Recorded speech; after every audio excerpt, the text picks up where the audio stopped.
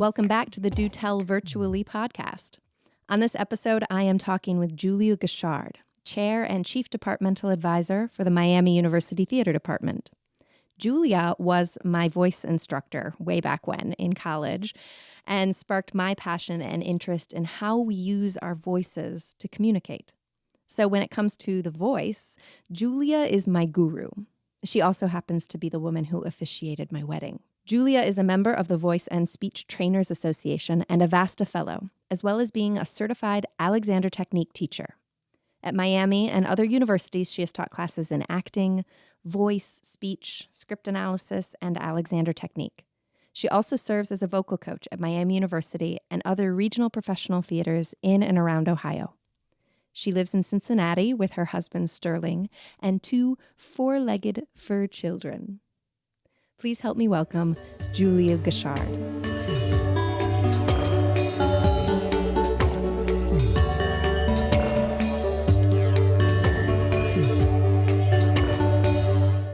Well, Julia, welcome to the show. Well, thank you for having me. Yeah, we're really excited. I'm really excited to talk to you and reconnect with you in this new virtual way. So being a voice instructor and teaching people about the voice, but not singing, I think for a lot of people that is really surprising. They don't even know that this is kind of a field of study. So maybe start off by telling us a little bit about how you got into studying the voice and what you like about the voice. Sure. So as is typical with me, it was an accident. That's how most of the good things in my life happen. I'm actually trained as an actor. So I have a BFA and an MFA, so Bachelor of Fine Arts and a Master of Fine Arts in theater, and trained as an actor. So my initial connection with voice was my own voice in terms of creating character. It was actually not my best subject in graduate school. I never, ever expected to be a voice and speech instructor. I got my current job at Miami University back in 1998, and they were looking for a voice teacher. And I said, sure, I can do that. And so then I spent about 5 years learning how to do that. There's a wonderful organization called the Voice and Speech Trainers Association, VASTA, and they were enormously helpful to me. And so once I started getting into it, I was like, oh, this is so fascinating. The voice is such a marker of identity, right? And the voice, you know immediately when you pick up the phone and someone says hello, it's like, oh, I know who that is. Or you know that something's wrong. Someone says hi, and you're like, what's wrong? So the voice is this incredibly sophisticated, nuanced instrument, right? And so enmeshed with who we are. And so freeing that up, trying to allow the voice to be as expressive and connected as possible, and for it to be as nuanced and free, really, to connect with other people and with ourselves is endlessly fascinating to me. Yeah, this idea of freedom, I really connect with that. I think that oftentimes people don't even know the capabilities of their voice. They think they just speak that way. And now in our virtual world, we have this whole amplification of our voice. People can hear our voice in this intimate way that they may not have heard it before if they were just speaking to us in person. And so we're noticing new things about our voices, like vocal fry. We talk about that a lot. Right. And like monotone speaking or all of these vocal habits that people might have. But I'm wondering if broadly speaking, do you think that there is something that often leads people to their voice not having that freedom and maybe having some of those habits that are not useful to them? Sure. Yes. And we all do, right? We all have that, have those habitual patterns, and they come from all kinds of places. Right? It may be that we are imitating a pattern that we had in our family, right? And it can be continuing that pattern means that we belong and that we fit in. It can be an injury. It can be someone telling you, you shouldn't cry. And so you develop tightness around emotion. It can be a positive. I'm using air quotes. It can be, I'm trying to do something well, right? I'm trying to breathe correctly, or I'm trying to make sure that I hit the operative word, the most important word in a sentence, right? So there are all kinds of things that we do either because we are afraid of something or because we want to belong or we want to make a particular impression, but we're doing something instead of allowing. I'm a big fan of the word allow. How do we allow our voice to be responsive, our breath to be responsive, and that we allow the expressiveness of what's going on in our interior world to make it to the outside. And so we talk a lot. I'm an Alexander Technique teacher as well, and that would be a whole nother podcast. But I'm really interested in this idea of habitual patterns and the ways in which they limit possibility. So the voice is there. Your voice already has all of these things available to it, but we're creating lots of interferences that keep it from working to its greatest potential. And in the Alexander world, we talk a lot about these interferences as being physical gripping, right? So again, if we go back to the idea of emotion, so if you're told not to cry as a child, right? Stop crying. So then what you do, well, how do you do that? You don't stop feeling sad. You actually constrict your throat and get that lump in your throat, right? And you constrict everything so that it won't make it to the outside. And then that becomes just part of the way you habitually respond to that emotion, right?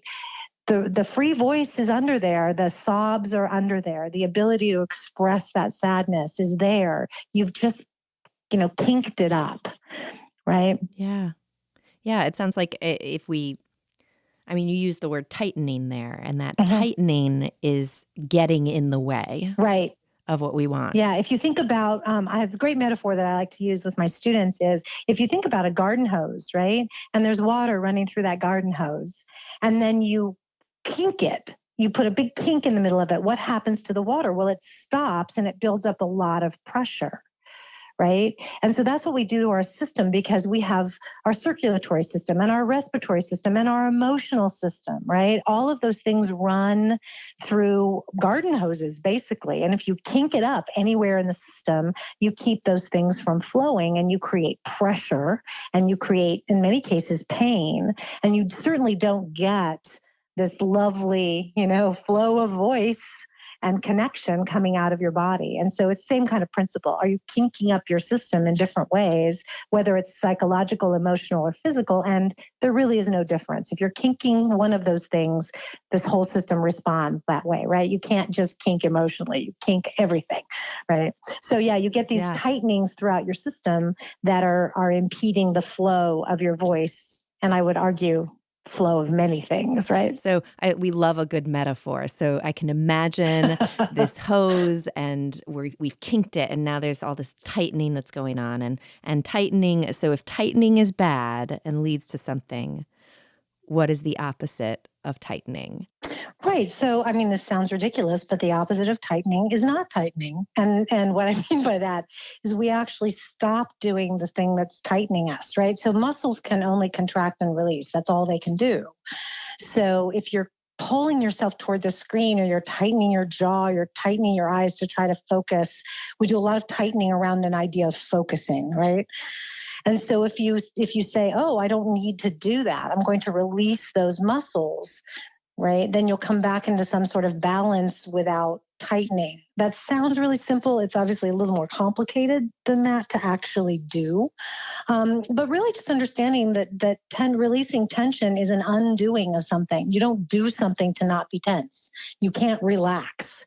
You have to stop tightening muscles in order to let them go and not be tight, right?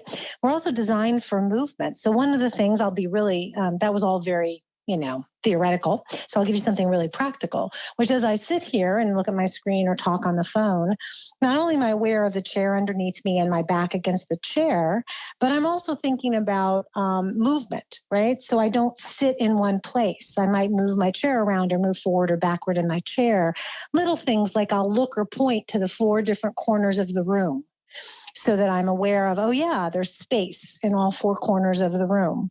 If you want to get a little crazy, you're not actually on a call and you're getting ready for a call, you can do something that my teacher, Kathy Madden, calls the all sides dance, where you literally sort of wake up all sides of yourself, right? And remind yourself that you're a three-dimensional person. And then if you're in the middle of a call and you find yourself you've lost it and you find yourself getting really focused and tightened toward the screen, there's a couple things you can do. One, you can just remind yourself to sit back, feel the back of you, be aware of, temperature change on the back of you, or again, look at the four different corners of the room.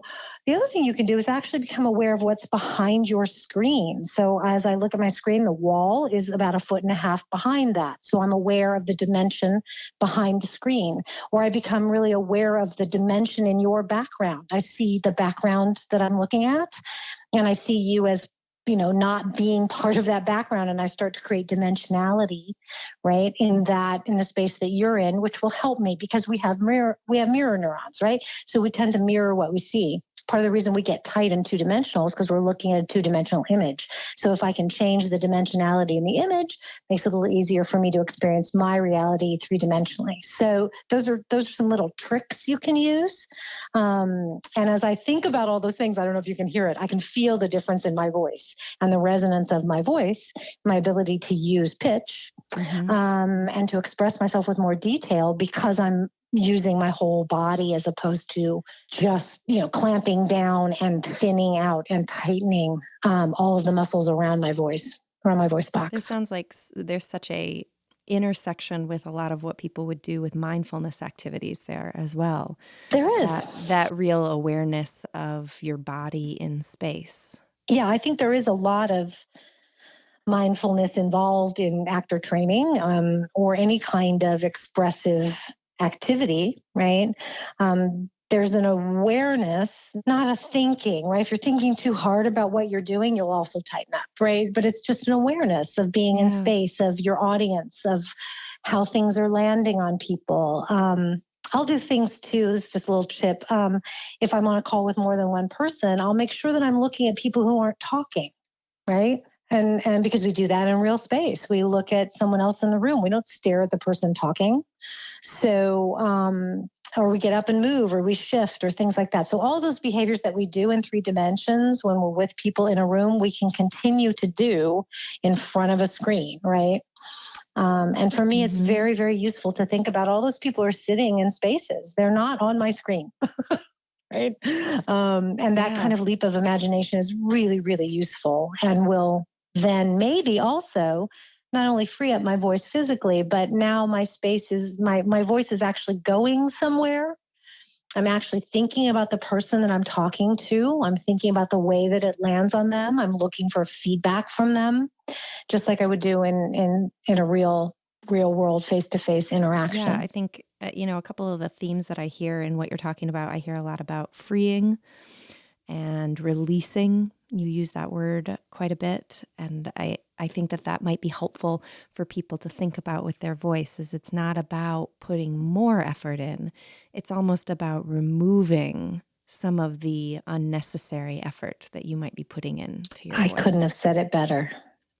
Well, I got to listen to you and then try. We're a culture of doers, right? And we reward effort and trying as though they in and of themselves are a good thing. And I'm not suggesting we shouldn't work hard, but effort and over trying actually gets in the way of accomplishing the task that we want to accomplish. There are things you can do, if somebody wants to try just to have a little routine that helps, a few things that really work are just taking in a full breath and allowing sound back out.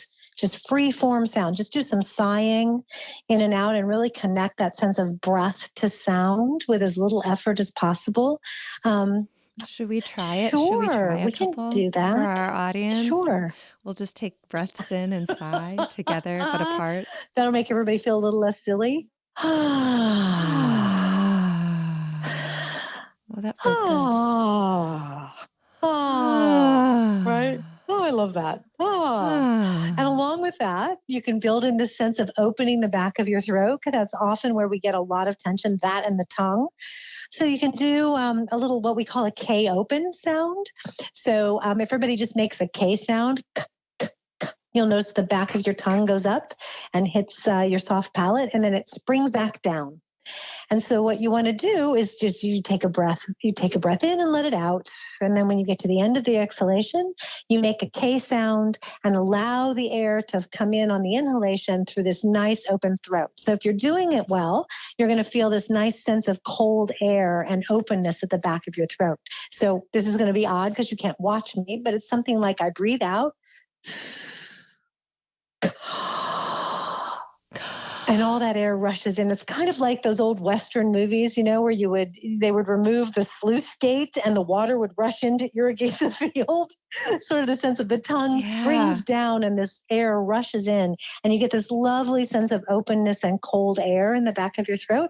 And you just leave it alone and sigh back out. So you get, Oh, I'm going to try. Yes, and I can hear a difference. Oh, that does Doesn't feel it? good. I can hear a difference. Yeah. It does.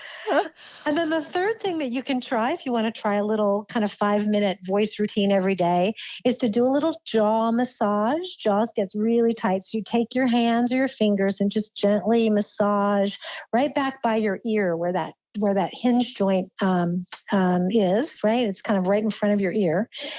And then you can kind of shake your jaw a little bit. So you clasp your hands in front of you and shake your hands, and you get, the jaw moves, right? To release that jaw a little bit. Yeah, there you go. And get that jaw, because we clench our jaws so much. We don't like to open our mouths when we talk. Yawning, you're not supposed to yawn. You cover your mouth when you yawn, or you try to stifle the yawn. And so getting that jaw to actually move and release can be super beneficial. And then the last thing I mentioned, the tongue. So the tongue gets really, really tight. So if you put your tip of your tongue behind your lower teeth and roll the middle of your tongue forward, you'll feel it stretch all the way down in your throat, which is where the base of your tongue actually attaches.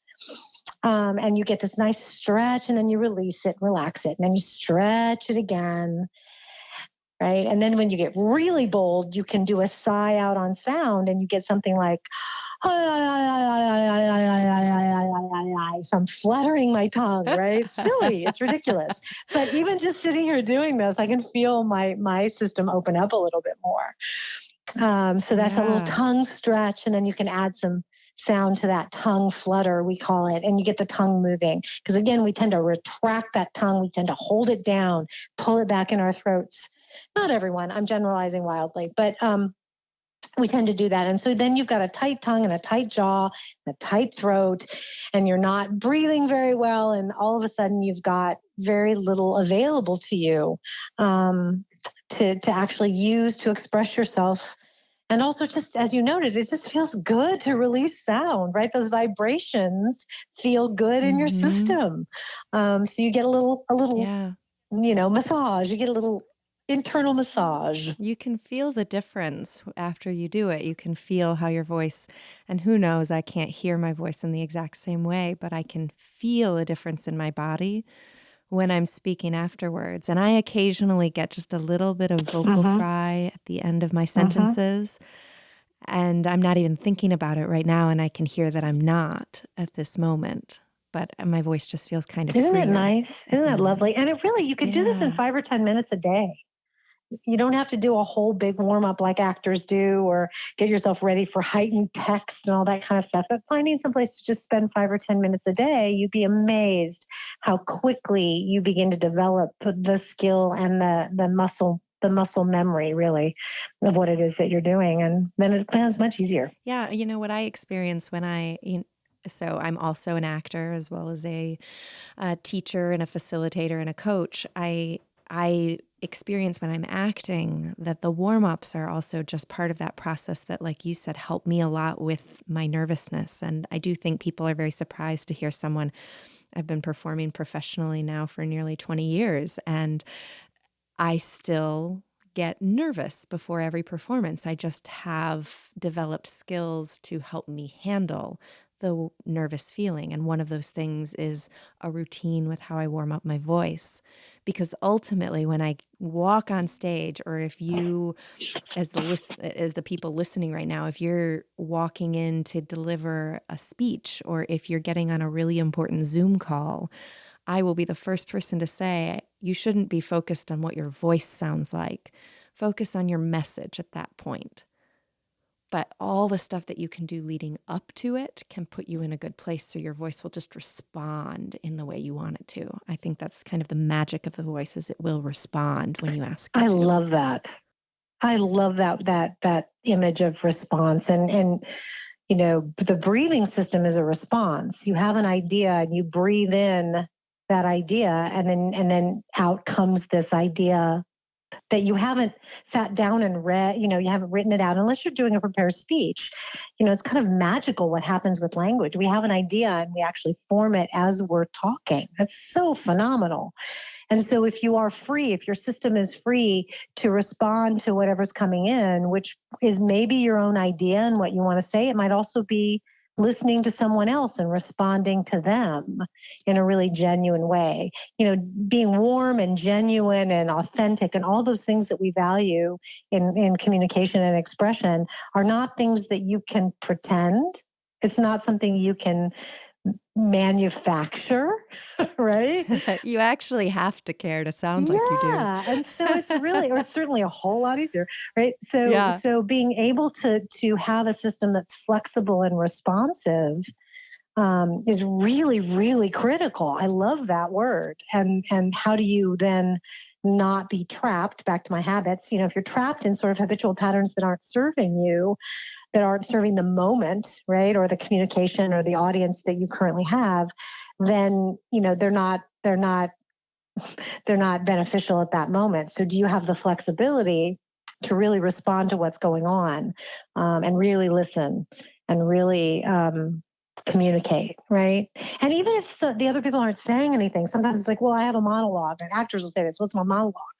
Well, no, you're talking to someone, and at any moment they could say something, right? And even if they're not responding verbally, they may be giving you some information, they're nodding or whatever it is they're doing. It's still a communication loop. So if you're on sort of that set thing, and I'm doing my speech and nothing's going to keep me, nothing's going to move me off of that, then it's not living in the moment, right? Which is not only important for actors, it's extremely important for actors, but it's important for everybody. And that's what we have in common, actors and sort of non-actor folks out in the real world. When you're doing something that you've basically prepared a script for yourself, right? And so have actors. They've learned words that somebody else wrote, and they have to make them sound like they're talking right now for the first time in that moment. So really, it's the same thing. You're doing a little bit of acting when you prepare a talk or a speech or a presentation. It's really the same thing. It's a performance. It is. And I think that the last maybe thing that we could touch on is, now we've talked about how to possibly remove and kind of free the voice, loosening up our body, loosening up our tongue, remembering that we're three-dimensional so that we take up space. Then you get to the point where you want to communicate. What is it, rather than thinking about my voice, where would you maybe suggest to someone to put their attention in order to communicate all that subtext that's going on with underneath the words they're saying? Oh, that's an excellent question. That's a really good question. I mean, I certainly know what the actor answer is, right? I think it's the same for thing? everyone. Yeah, I do. the actor answer is that your attention is always on the other person, right?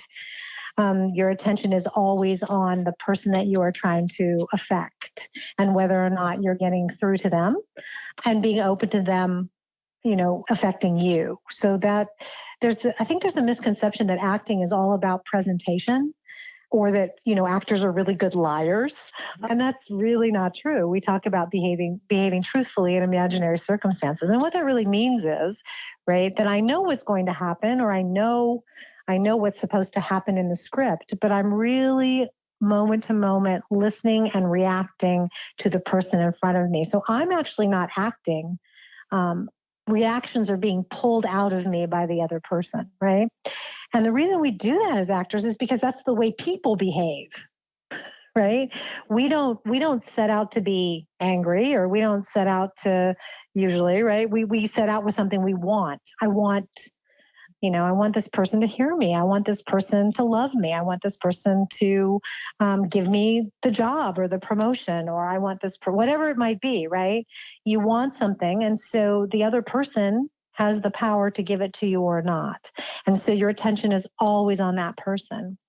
It sounds kind of manipulative, but it's not. It's not manipulating them. It's truly trying to communicate what you need, so that you will get it from them. And the intention or what you want can be for good or for evil, right? But the actual act of trying to convince someone of something or affect somebody else is not inherently manipulative or evil. It's just the way that we behave in the world, right? I might want to help somebody. My goal might be to help somebody. Exactly. And I find that so many of the people that I'm talking to in business, the reason that they're trying to communicate this impassioned speech to their people about the values of their company or the story of where they come from is because they truly want to lift their people up, and they want to help those people to feel meaning and purpose in what they do, and they have these noble aspirations. And then they get so focused on the words, or they're tight, or for whatever reason, their voice isn't having the same impact as the words on the written page. And I think, as you said, focusing on the other person and what do you want to give them? What do you want for them in that moment allows your voice to respond naturally. Yes, I agree. And it also tells you whether or not it's working, right? Whether or not you're getting through.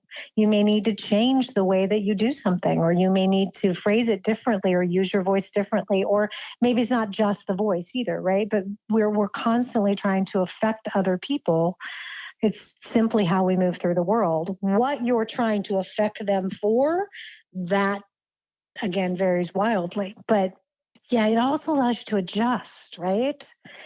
I can see, sometimes if I'm not really doing well or I'm under stress, the way that I talk to my husband, right? I can see immediately, oh, wait, the tone of my voice just did the opposite of what I wanted to have happen, right?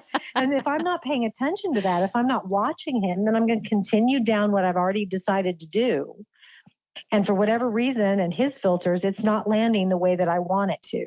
So if I don't have some flexibility, if I'm not watching the other person, then I can't let my voice, my body, my whole way of being has to shift in order to pursue the greater good rather than getting stuck where I am, which I thought was going to work and doesn't work. And that happens all the time with actors, right? That's why we rehearse. So that's where it is. It's always the other person. And I think people get stuck on sort of, what am I doing? How am I affecting, as opposed to how are they being affected? Well, I'm taken away from our conversation. We like at Articulation to group things into threes.